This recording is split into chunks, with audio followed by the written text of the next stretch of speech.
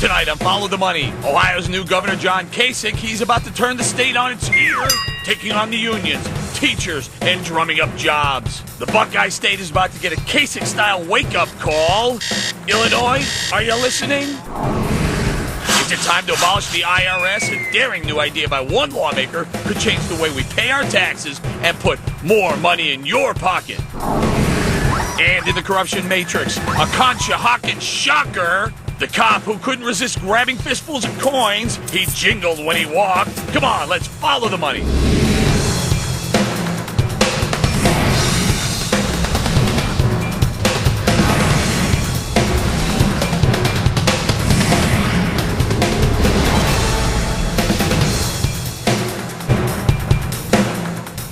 Welcome to Follow the Money. I'm Eric Bowling. Unions wrap shackles around our economy, and we've gone out of our way here to shine a bright light on their anti-business ways. As America struggles, union demands more wages, more benefits, and more job security, but we continue to pound the table that enough is enough. It's time to rethink the union model. The number one risk to our freedom is the tremendous pension time bomb ticking, ready to blow state and local municipalities to smithereens, but maybe we're making progress. The mainstream media seems to be taking notice.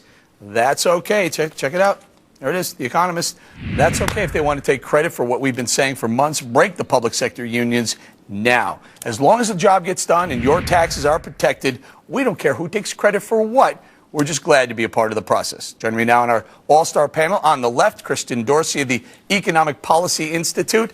Down the middle, also joining us, Fox and Friends weekend host Allison Camerata. On the right, Peter Schiff, CEO of Euro Pacific Capital, and HDMK partner Terry Holt. Let me start with you, Terry. First time on the show, right? Yeah, I think so, unless I have gaps in my memory. Great to have you, but what do you think of that? Here it is. The Economist, the latest issue, puts break the public sector unions or the battle on their cover. Is it time? Is it time? The one foe they don't mention here prominently is the private sector unions. I think we should get ready for union-on-union violence to come. The private sector unions have seen cuts in health care benefits. They've had to negotiate for the survival of some of their companies, the steel guys, for example, while the public sector unions are still on the dole. Go ahead quickly, Pete. Yeah, the big problem, there should be no public sector unions, because part of the biggest problem with it is they help elect the people that they're negotiating with. The labor unions put the politicians in power, and then once they're in power, they extract their payoff with higher wages or higher benefits, and so it's a vicious circle. Incestuous? Absolutely. It should not exist. If you want to be a public servant, be a servant, not a master. The Democratic Party wouldn't exist without the public sector unions. Let's ask the Democratic Party. There's another reason. What do you think of the public sector unions? First of all, the idea that we would break contracts that we've made, not to unions, but to firefighters, to educators, the people who clean up your streets, the people who make sure public health is maintained, that we would break contracts to those people. Don't even renegotiate, Christian. Don't even bother renegotiating. They renegotiate all the time in the betterment of communities. You can always take the approach that you're going to renegotiate when states are in trouble. But the whole idea that we would break those promises for people who do serve the public, and often for less than they can make in the private sector, when you a lot of them are making equalize education, it's abhorrent. Well, I understand. I'm interested in what you're saying, because what about the situation in New Jersey, where the governor, because the state is in such dire straits, asked the teachers union, how about just a 1-year pay freeze? They get a 4% automatic raise. What about a 1-year pay freeze? And they refused, to the detriment of some teachers who had to then be laid off. Well, listen, as a former resident of the state of New Jersey, let me tell you that the state's public sector, their finance issues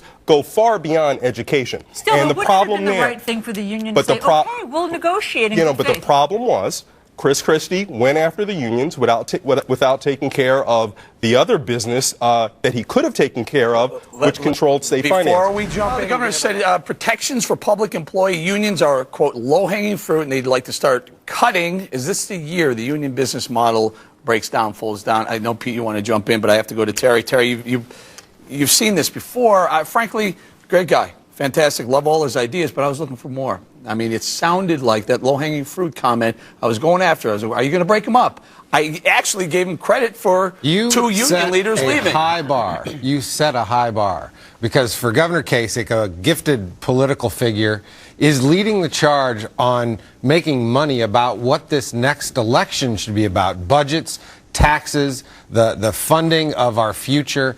He's going at it from the hardest place possible. Ohio is the center of the universe economically. It's in the Rust Belt. We all know that. But it's also going to be ground zero for the next election. So if his policies works, it puts conservatives back on the offense. But the problem is, I was waiting for that. Yeah, I'm going to bust up the unions. I'm going to renegotiate these contracts. I'm going to do what I can to do. Well, he's been in office 3 days. Come on, I know, but I heard low-hanging fruit. The union's low-hanging fruit when he was running. Now he's there. I'll tell you what, he's a focused guy. He's going to be able to do it if anybody can. Peter, ex-Governor Ted Strickland left Ohio with nearly 11% unemployment. He was buddies with the unions. They were in each other's pockets, so to speak. Not literally, so to speak. Not a good business model. Why isn't Kasich out there going, I'm done with this. We're going to turn the corner here. Hopefully he's thinking that. But I like some of the things that he said because he's acknowledging that economies are in trouble because of the things government has already done, and he's promising to undo them. When he's saying businessmen are giving him a list of the regulations that are hindering their business, he's saying that he's willing to repeal those rules. And, you know, when you talk about we can't break promises to public employees, well, number one, those promises never should have been made in the first place because we don't have the resources. But the only way to preserve the bloated benefits and pay packages of government workers is to increase taxes, which means you cut the pay of all the private sector workers. And that's what's not fair. And Christian, Peter points out increased taxes. Illinois passed its 66% tax increase a couple nights ago. Doing it that way is one way, and it seems like the Democrats only look at that side. They never look at cutting spending. They never look at laying people off. It's always about raising taxes. Well, it's not always about raising taxes, but Democrats realize something, that we're in an economic climate right now where if you reduce demand out of the economy, you reduce income, you're actually leading to other economic issues that all states are dealing with. Demand. It creates fake demand. Peter, am I wrong here? Well, whether it's government created or not, it's real demand. But how are you increasing demand by raising taxes? How is that helping? You know, what Illinois is doing is for its own set of circumstances, and it's really indicative of the key point. You all want to bash unions, but from where I come from, it takes two parties to make a contract. Hold on. I want to get Allison in. Okay. Look at California, one of the most union-friendly places around. Illinois, another union-friendly state. New York, New Jersey, guess what they all have in common? They're broke.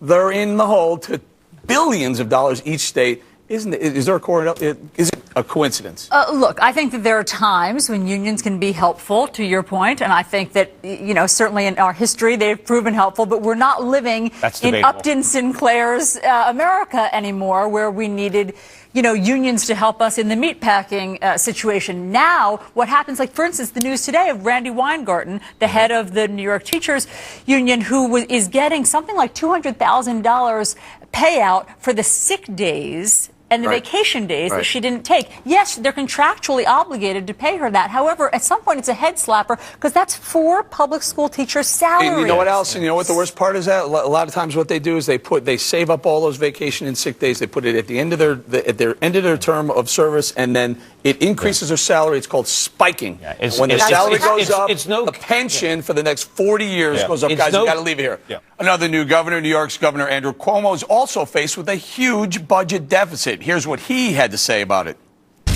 The state government has grown too large. We can't afford it. The number of local governments have grown too large, and that we're going to have to reduce and consolidate.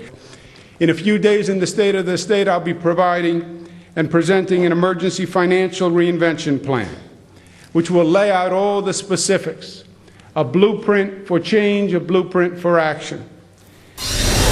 And Governor Cuomo said he'll take a 5% pay cut for he and his top staff. Symbolic, but not very aggressive. Joining us now is Carl Palladino, who ran against Cuomo for that governor's seat. Carl, 5% across the board. Really, honestly, you talk about deck chairs off the Titanic. New York's in dire straits. What's this going to do? It's the same old, same old. We have a government right now that is just putting in a little bit different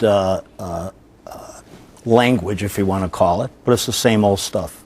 We have a governor who was a liberal progressive his entire life, and he's told us he's going to change his stripes.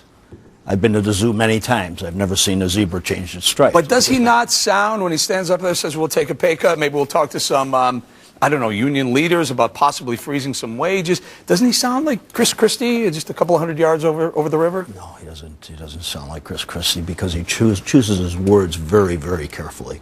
And that presentation at the State of the State was a very carefully drawn document.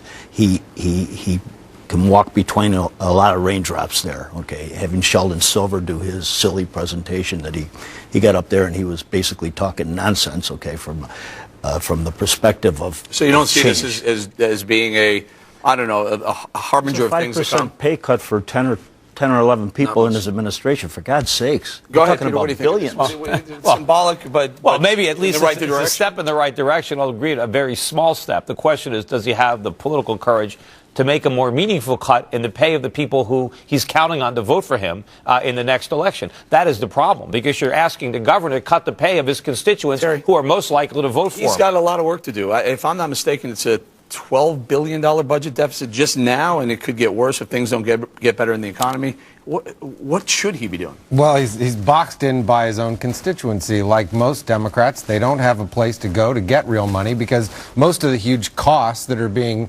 perpetrated by the government are from the constituencies of the Democratic Party. So they can't go raise the taxes on the rich people anymore because everybody's suffering from the economic downturn. Good luck, guy. Now, So you don't think now. he touches the Democratic third rail of pension reform? It's New York. I have never seen. What about an it, Carl? example Should of he or could he? He has. What would you do, Carl? He has a very unique opportunity this year. The union contracts, I think 10 out of the 11 contracts expire in April. Also, he has binding arbitration is expiring. It's renewed every 10 years. That is a hammer that he could use in exacting tribute from the unions and in knocking down this pension cost. What do you think, Christian? Here it is. The door's opening for Andrew Cuomo in New York, and probably a lot of other governors, new governors, sitting around. What should they do? Well, if they think that they're going to be able to solve all their state's fiscal problems through eliminating collective bargaining, eliminating binding arbitration, they're going to fail, and they're going to fail miserably. The reasons Fail in what way, Christian? Well, they're going to fail fail? to solve their state's budget issues. These budget issues are so far beyond what you might be identifying. If they don't, Carl, correct me if I'm wrong, if they don't renegotiate, they're going to get worse. No, but listen, just as you cited his 5% pay cut proposal as being insufficient and largely symbolic, the union effort is not going to solve the problem as well. Are you aware of any other problem. state? We have to cut It's the not a spending in the spending unions. problem. Of course it is. It's the cost of government. Hold on, guys. Go ahead, Carl. We have to reduce government spending. That's why the states are in trouble. That is not Are why you- they're in trouble. Well, why It's do you a think demand issue. We're in a huge recession. No. That's why they're in trouble. If it were a spending issue, it would have been solved long ago. No, it That's wouldn't. simplistic. That's And we're in naive. this recession because of the government. Name another state for me, okay, that has continuation of terms, like our Triborough Amendment. The Triborough Amendment is the devastating part of the Taylor Law. But, that Triborough Amendment providing for continuation of terms, the last contract is always the starting point for the next contract. Sure. And that is what is so destructive. There's not another state in the union that has such a provision in their terms. And maybe that ought to be altered. But you know what? There are plenty of states in the union that are having budget issues on the level of New York who don't have the unionization. Elective Guys, hold on. cosmetic Hold on. surgery. Allison, you interview so many politicians. You interview congressmen, senators, state senators, state representatives. What's the feeling? Is there a move toward? Are we making people aware that the union time bomb ticking is a real risk? Oh, yes. I would say absolutely that has come into the public consciousness, particularly with movies like Waiting for Superman. I mean, people are suddenly aware of how the teachers' unions may be an impediment to actual progress. So, yes, we have, certainly the media has made people aware of that. In terms of what the solution is, though we do talk to politicians all the time. In fact, we had the governor of Virginia on today. They do not have a budget.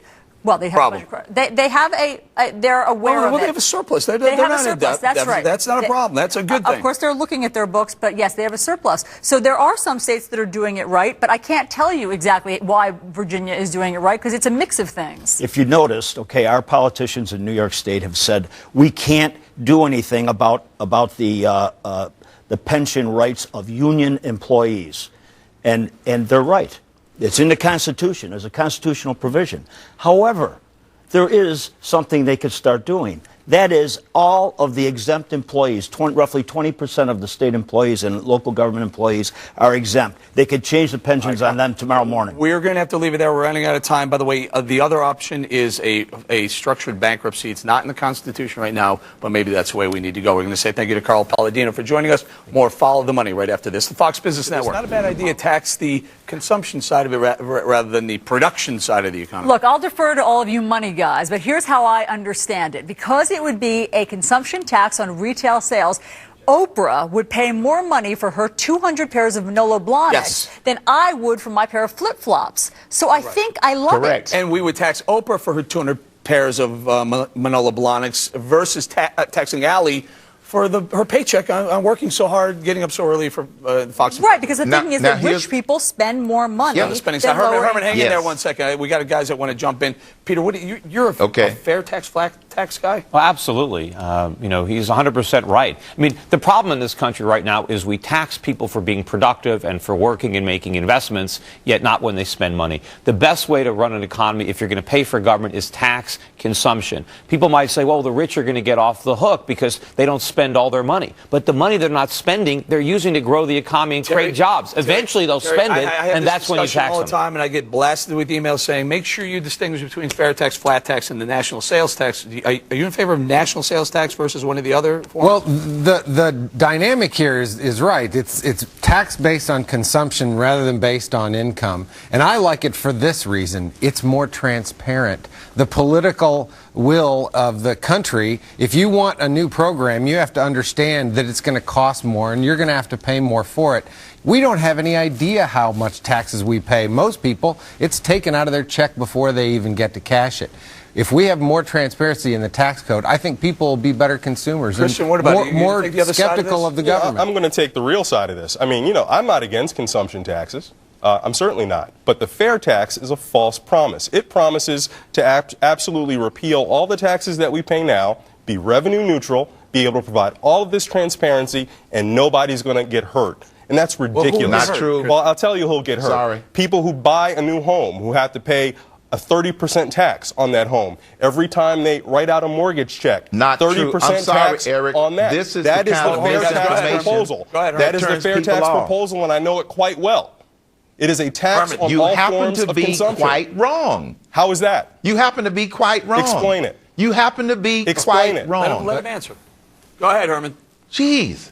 In the legislation, there is a 23% rate. That's what's in the legislation. It is not 30%. That's when people do funny mathematics to come up with that 30%. And secondly, it is transparent, and also in the legislation, it would repeal the 16th Amendment to prevent double taxation before the fair tax went into effect. That 30% number that you're using, they use some terminology to confuse the public. Exclusive versus inclusive. Can we if point it's out inclusive, you get 30%. I'm sorry, Herman, we're going to lose the satellite exclusive on is 23%. in a minute. But can we just point out also, Christian, that people at the lower end of the income spectrum will be pre-baited money in advance. So when they do spend, they're actually not paying tax. You know, and the fair tax does. It's better off for people at the very low end of the income spectrum. No argument from me on that. It's worse off for people who are in that 20 to 80% range, and then it's better off for people at the upper income range. We're going to have to leave it there. I'm sorry, guys. It's a great discussion. In fact, we're going to do a whole show on the fair tax, flat tax, and taxes pretty soon. I think Huckabee's on it, Mr. Herman Cain's on it, and Bowling's on it, too. I love the idea. All right, thank you to Herman Cain for joining us. Next, the corruption matrix. That's an L.A. Times reporter who got a tip that Rizzo, Fat Rizzo, was doing his job, went up, snapped a picture. It's just disgusting, though. Terry, what about, here's a guy who ripped off the city to the tune of literally millions of dollars over a couple of years. Jail. Parking is the least. I mean, come on. It surfs up, dude. I mean, surfs up. But the LA Times reporter speculates that this is some sort of community service because they think that he had a DWI or something to that effect back in March. But would you let him park your car? Very good point. They said that they hope that the International Surfing Museum, which is where he is working, which is ironic on many levels, he doesn't have the physique for surfing, but they said that they hope that they don't let him get near their books or he'll they'll suddenly be drawing a $100,000 pension for life. Or as one of our producers wave points of red out, ink. We have a discount for cash. Give me some cash, and then maybe it doesn't turn the money in. Go ahead, Pete. Yeah, so well, this guy might be, the poster boy for the abuse going on among our civil servants, but he might, and he's an extreme example. But this is widespread. Everybody might not be doing it to the same degree. But public employees all around the country are grossly overpaid, and that is the problem, and we can't afford it, and something needs to be done about it. Christian, just coincidence that all three of those fat cats happen to be Democrats? Ridiculous coincidence. Please don't associate me with that guy. A better penalty for him would have been cleaning up the streets of trash in Bell, California to make amends for all of the municipal services that had to be disregarded due to his malfeasance. But I'm with you, Allie. I mean, the surfing museum, a guy with that physique, there's something ridiculously ironic about that. Right. Not good publicity for surfers. Really, not at all. In the museum. All right, we're going to have to leave it there. Up next, the world's food prices climbing, moving closer and closer to the food price shock that we saw a couple years ago. That when we come back.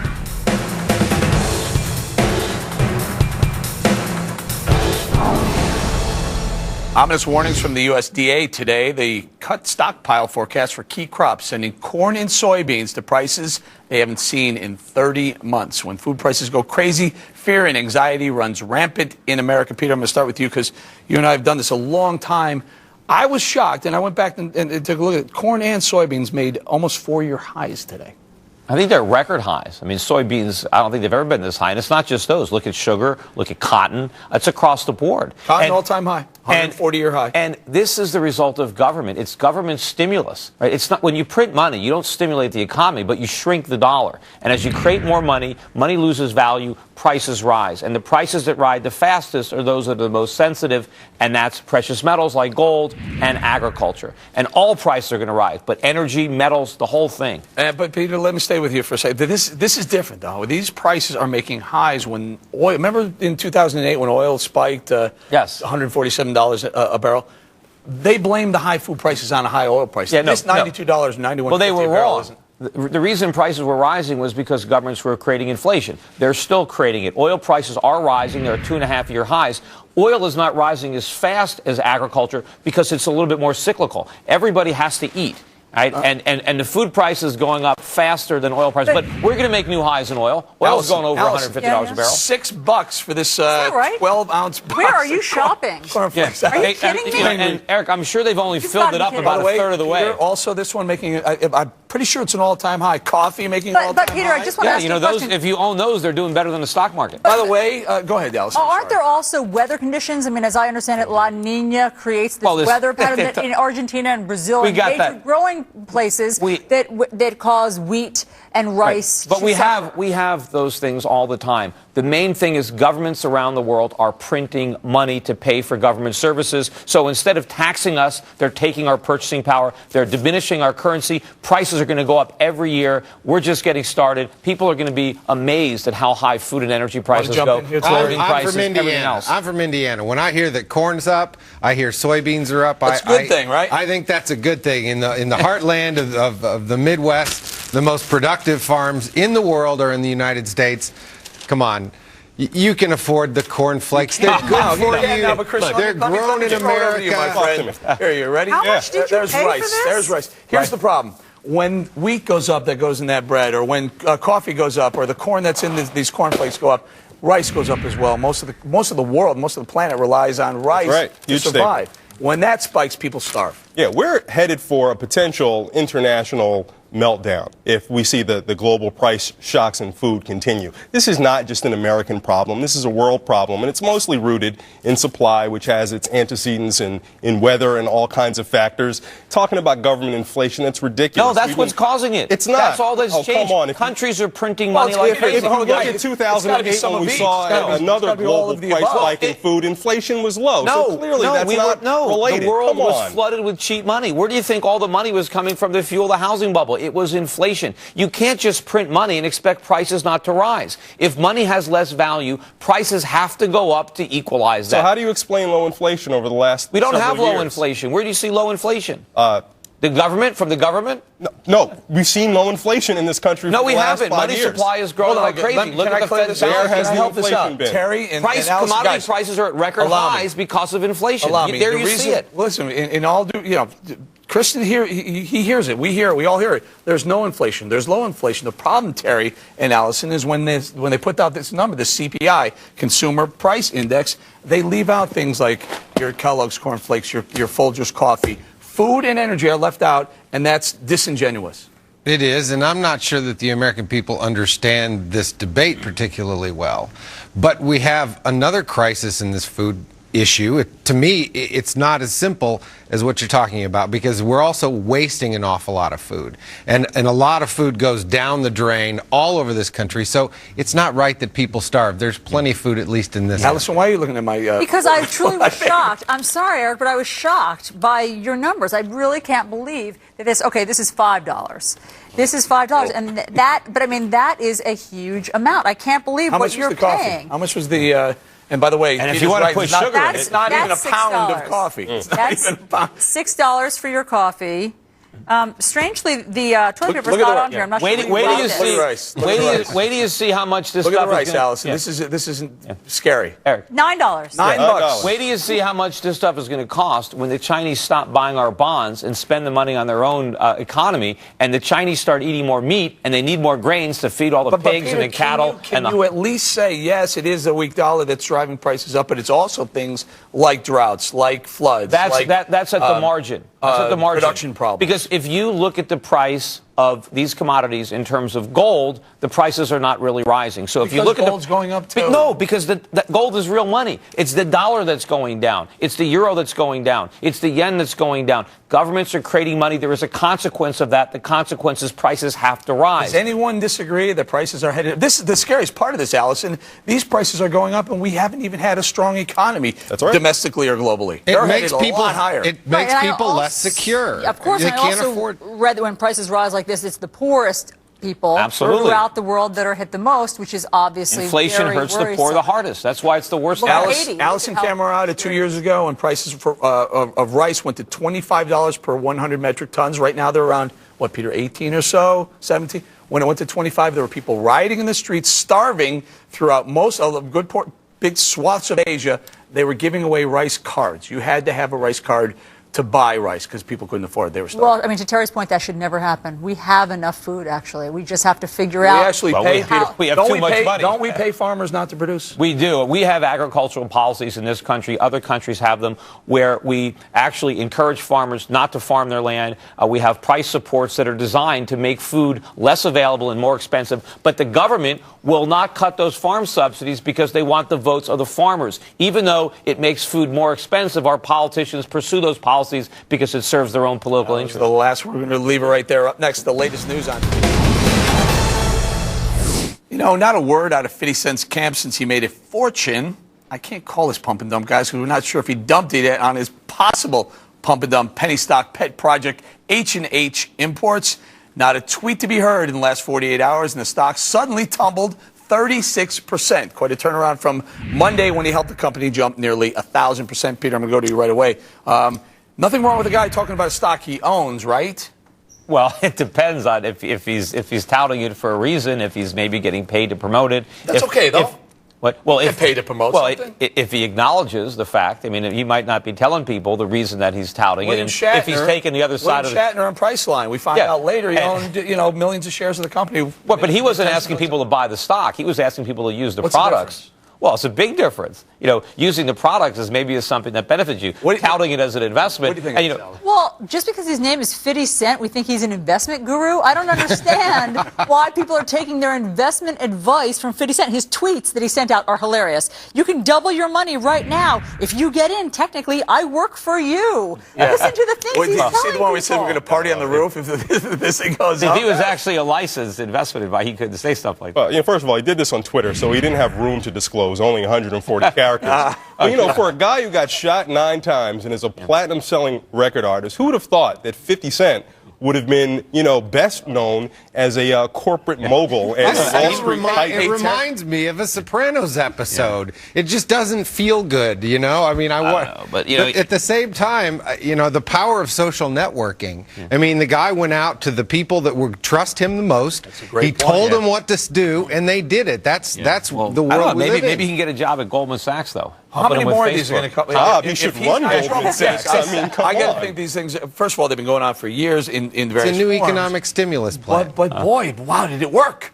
I mean, it did. He has thousands millions of of followers. the question is, millions of followers, but he may have led them astray. Well, the question is who sold? Where did the volume come from? Who got lucky? Who got to sell that stock at 40 or 50 cents? Did anyone sell? Moving on real quick. Somebody did. This morning I asked my next guest, you, about the fair tax, flat tax debate, and things lit up. Robbie posted, I prefer national sales tax, but only after the elimination of the personal and corporate income tax. If you buy something, you pay a tax. Worried about the poor, don't tax food or medicine, but tax everything else. At the same time, no need to worry about people who hide income or get paid in cash. They will eventually have to buy something and pay a tax. Great point. John says flat tax is the only truly fair tax. Anyone who proposes a consumption tax is anti-poor because consumption taxes are inherently regressive. No matter how much you prebate, a poor person still spends a greater percentage of their income and thus is taxed at a higher rate. Nothing will change that. And Deborah responded quickly, John, poor people have